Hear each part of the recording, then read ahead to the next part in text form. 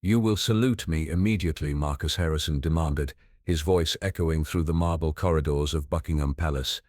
The 24-year-old stood with his chest puffed out, expecting the red-domed guard to snap to attention. The royal guard remained perfectly still, his black bearskin hat casting a shadow over his stoic face. Not a muscle twitched. His rifle stayed firmly planted against his shoulder, his gaze fixed straight ahead as if Mars didn't exist. Marcus felt his face flush red.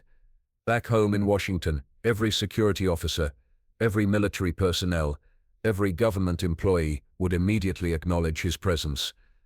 He was the president's son, after all. His father controlled the most powerful military in the world.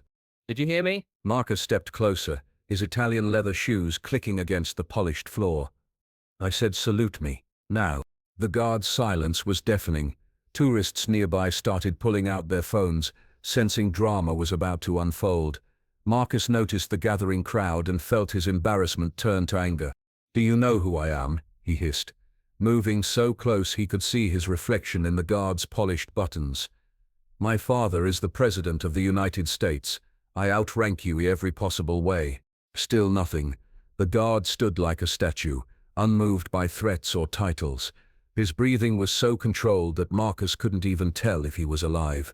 Marcus had arrived in London 3 days ago for what was supposed to be a diplomatic visit. His father had sent him to strengthen relations between the two nations, but Marcus saw it as an opportunity to flex his inherited power. He'd grown used to doors opening for him, people stepping aside, officials treating him like royalty. But this guard was different. This guard didn't seem to care about American politics or presidential bloodlines. "Fine," Marcus said through gritted teeth. "We'll see how long you can keep this up." He pulled out his phone and started recording. Everyone needs to see how British soldiers treat American entitlement. The crowd around them grew larger. Whispers spread through the group of tourists. Some recognized Marcus from news reports. Others just sensed they were witnessing something significant. Marcus had no idea that his demand would set off a chain of events that would change everything he thought he knew about power, respect, and the limits of privilege. He had no idea that this silent guard would become his greatest teacher. He also had no idea that someone very important was watching from a window high above, someone who had been waiting for exactly this moment to teach the president's son a lesson he would never forget. The guard continued his vigil, professional and unmoved, as Marcus began to pace back and forth like a caged animal. The young American's frustration was building to dangerous levels, and everyone present could feel the tension crackling in the air. This was only the beginning.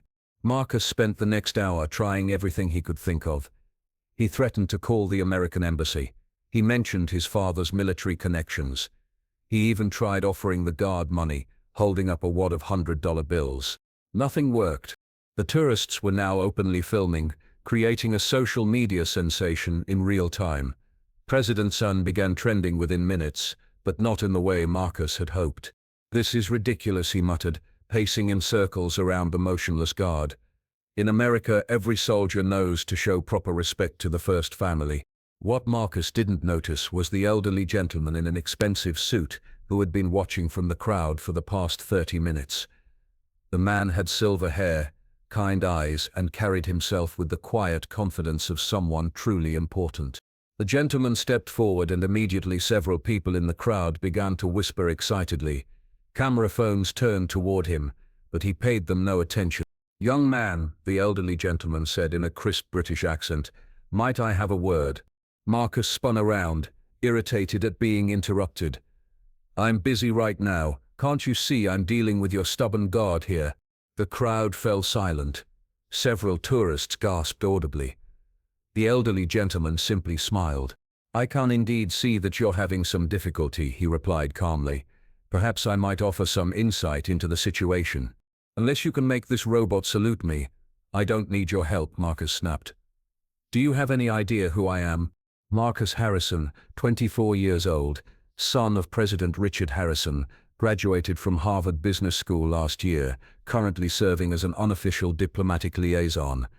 The gentleman's voice remained pleasant despite Marcus's rude "You're staying at the Dorchester Hotel, room 412, and you had fish and chips for lunch yesterday at a pub in Covent Garden." Marcus's jaw dropped. How do you know all that? I make it my business to know about important visitors to my country, the gentleman replied. The question is, do you know who I am? Marcus looked the man up and down. Expensive suit, sure, but nothing that screamed importance. No security detail visible. No obvious signs of power or authority. Should I? Marcus asked, dismissively. The crowd was now completely silent, hanging on every word. Some people had their hands over their mouths in shock. Others were shaking their heads in disbelief. Perhaps not, the gentleman said with amusement. After all, we haven't been properly introduced, though I must say, I've heard quite a lot about you from your father. You know my father? Marcus's tone shifted slightly, uncertain now. We've spoken on several occasions. Lovely man, very proud of his son, though I suspect he might be somewhat embarrassed by today's display. Marcus felt a chill run down his spine. Something about this conversation was going very wrong, but he couldn't quite figure out what. The royal guard, meanwhile, hadn't moved an inch. His dedication to duty was absolute, regardless of the drama unfolding around him. Who are you? Marcus demanded again, but this time his voice lacked its earlier confidence. The gentleman smiled and extended his hand. Allow me to introduce myself properly. I am Charles, the gentleman said simply, his hand still extended. Marcus stared at the offered handshake, confused. Charles who? The crowd around them had grown to nearly 50 people, all straining to hear every word. The silence was so complete that you could hear the distant sounds of London traffic through the palace windows. Just Charles will do for now, the man replied, still smiling kindly. Though some people do insist on using my full title. Something in his tone made Marcus pause. There was authority there, quiet but unmistakable. The kind of authority that didn't need to be announced or demanded. Your full title? Marcus asked slowly. Before Charles could answer, a woman in the crowd whispered loudly enough for everyone to hear. Oh my God, doesn't he know? Marcus spun around. Know what? What is everyone talking about? Charles chuckled softly.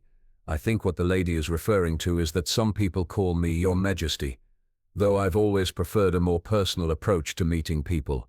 The words hit Marcus like a physical blow. His face went completely white, then bright red, then white again. His mouth opened and closed like a fish out of water. You're the King of England, yes. King Charles III, to be precise. He said it as casually as someone might mention their job at an office. Marcus felt his knees go weak. He looked around wildly at the crowd, hoping someone would tell him this was an elaborate joke. Instead, he saw people bowing slightly, others with their phones out recording what was clearly a historic moment. But you can't be, Marcus stammered.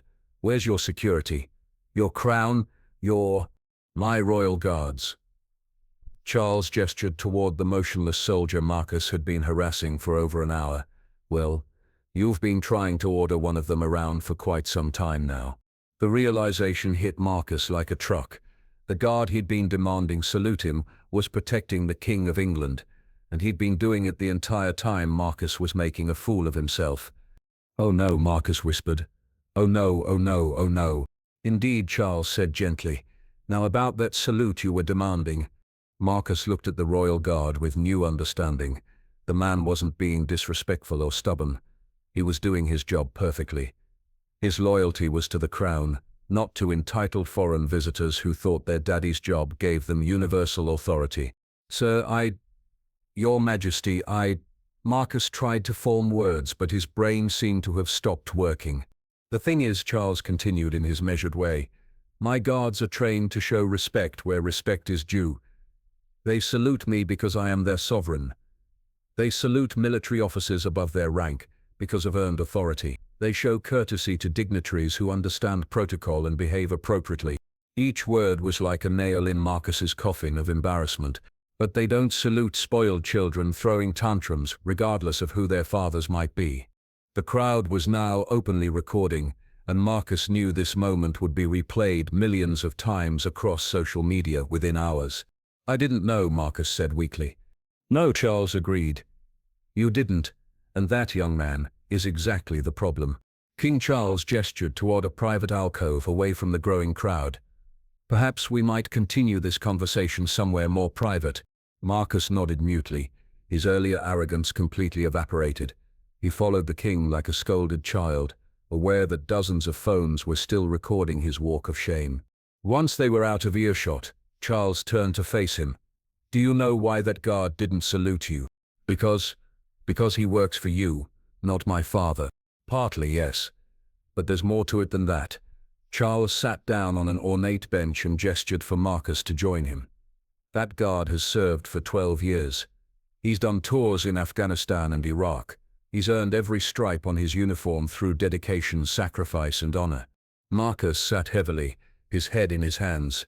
"He doesn't salute titles, Marcus. He salutes earned respect. And you, I'm afraid, haven't earned anything except your father's name." The words stung because they were true. Marcus had coasted through life on his father's reputation, his father's money, his father's connections. He'd never had to earn anything for himself. "Your father is a good man," Charles continued. "We've had many conversations about leadership, about service, about the weight of responsibility. I rather suspect he would be mortified by your behavior today." Marcus looked up. "Are you going to tell him?" Charles considered this. "That depends on you." "What do you mean?" "I mean that what happens next is your choice. You can continue being the spoiled child who thinks the world owes him respect because of his last name, or you can choose to become someone worthy of the respect you demand." Marcus was quiet for a long moment. Through the window he could see the royal guard still standing at his post, unchanged by the drama that had surrounded him. "How do I do that?" Marcus asked finally. "By understanding what real service means, by learning that true authority comes from within, not from external titles or inherited privilege." Charles stood up and straightened his jacket. "I'm going to make you an offer, young man. An opportunity that very few people ever receive." Marcus looked up with interest and growing dread. "You can spend the rest of your visit acting like a tourist, posting angry videos on social media about how badly you were treated, flying home to complain to your father about the rude British guards. Or you can stay here for a month and learn what real service looks like. You'll work alongside my staff. You'll observe what actual leadership means, and you'll discover whether you have any character underneath all that inherited privilege." Marcus felt his stomach drop. "A month? 1 month. No special treatment, no recognition of your father's position. You'll be treated exactly like any other young person learning about responsibility and service. And if I refuse?" Charles smiled, but there was steel in his eyes. "Then you'll go home exactly as you are now, and I suspect your father will receive a very detailed report about today's events from multiple sources." Marcus realized he was trapped. The videos were already online. His behavior had been witnessed by dozens of people. His father would find out one way or another. "If I stay," Marcus said slowly, "what exactly would I be doing?" "Learning," Charles replied simply. "Whether you're capable of learning remains to be seen." The next morning, Marcus stood in the same corridor where he'd made his demands just 24 hours earlier. But now he wore simple work clothes instead of his designer suit, and his attitude was significantly different. The same royal guard was at his post, as motionless and professional as ever. This time Marcus walked past with his head down, too embarrassed to make eye contact. "Mr. Harrison," came a crisp voice behind him. Marcus turned to see a woman in her 50s wearing a perfectly pressed uniform. Her bearing was military, her expression no nonsense. "I'm Colonel Margaret Stevens. I'll be overseeing your education." Marcus had never been intimidated by a woman before, but Colonel Stevens had an authority that made his earlier confidence seem childish by comparison. "Your Majesty has asked me to design a program that will teach you about service, leadership, and earned respect," she continued. "I should warn you that I don't believe in participation trophies." "What exactly will I be doing?" "Everything that needs doing," Stevens replied curtly. "You'll start in the kitchens at 5 a.m., helping prepare meals for the staff.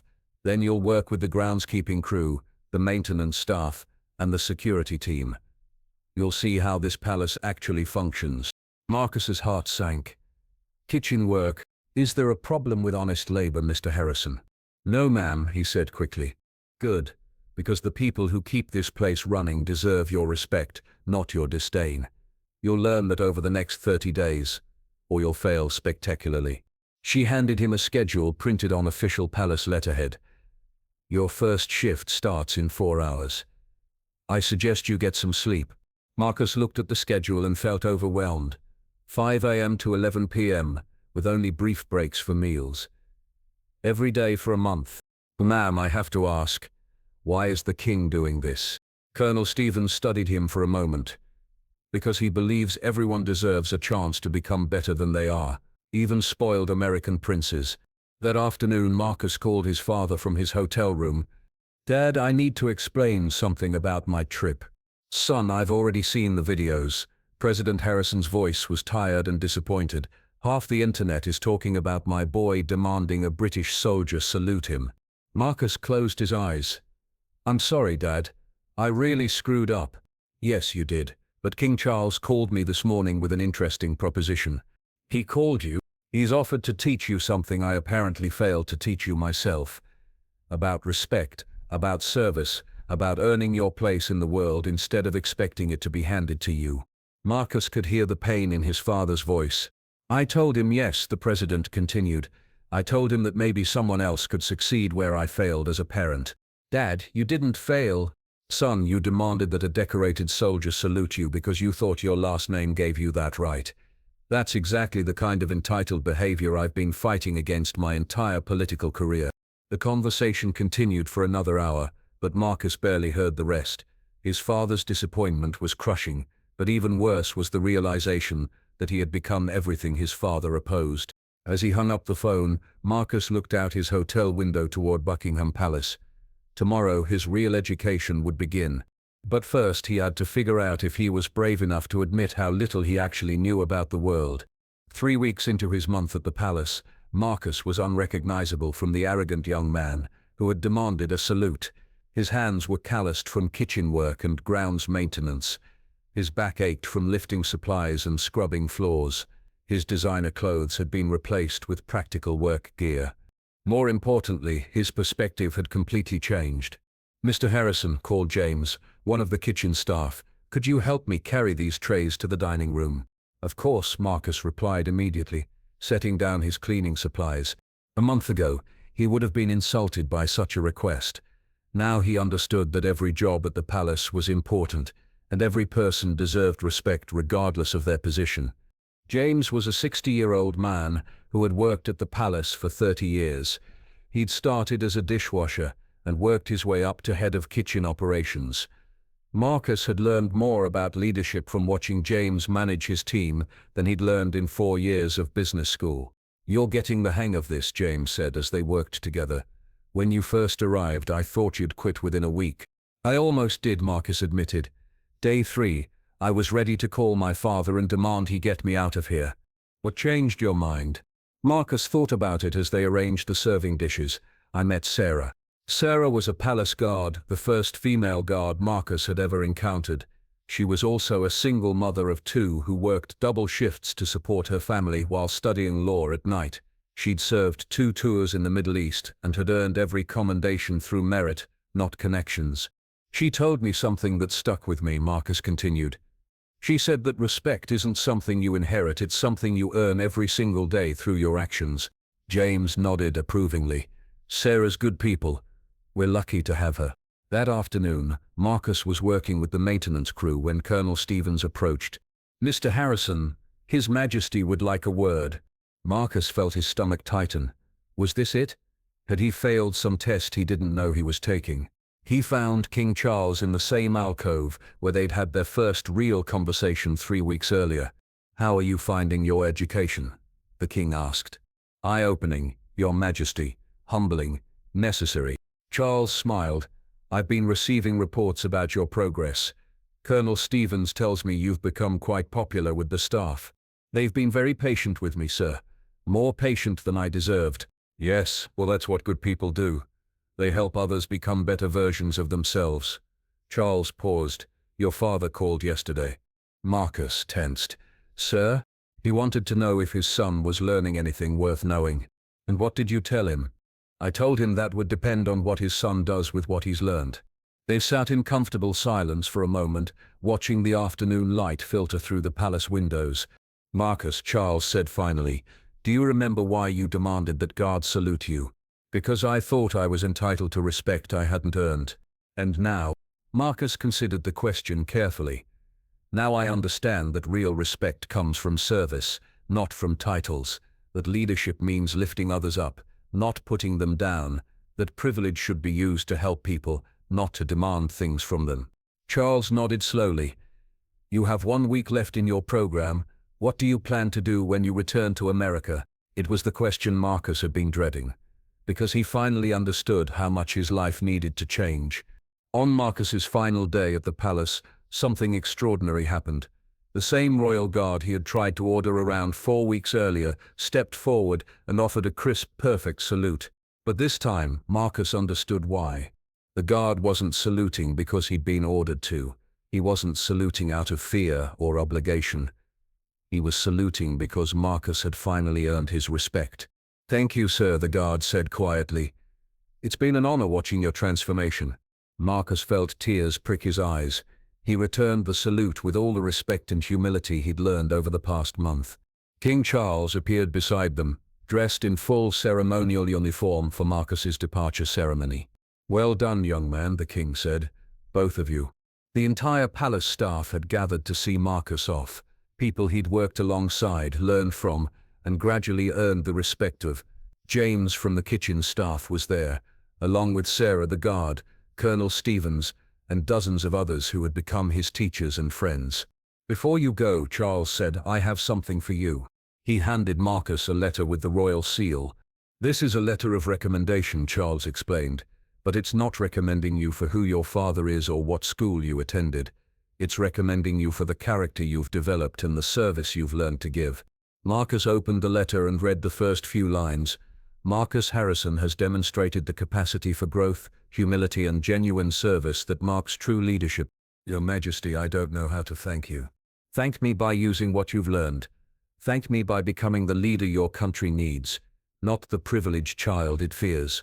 As Marcus prepared to leave, he walked past the guard post one final time.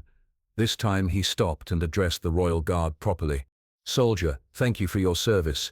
Your dedication to duty taught me more than any classroom ever could." The guard nodded slightly, the smallest acknowledgement, but it meant everything to Marcus. 6 months later, Marcus Harrison made headlines again, but this time it was for announcing his plan to join the Peace Corps, dedicating 2 years to building schools in developing countries. He'd turned down 3 high-paying jobs that had been offered based on his father's connections. "I'm not interested in positions I haven't earned," he told reporters. "I'm interested in earning the right to serve." President Harrison watched his son's press conference from the Oval Office and for the first time in years felt genuinely proud of the man his son was becoming. In London, King Charles watched the same press conference and smiled. Sometimes the most unlikely students became the most dedicated teachers, and at Buckingham Palace, a royal guard stood at his post, professional and unmoved, protecting something far more valuable than any individual, the principle that true respect must always be earned, never demanded. The guard's vigil continued, as it always had and always would, a silent reminder that real authority comes not from privilege but from service.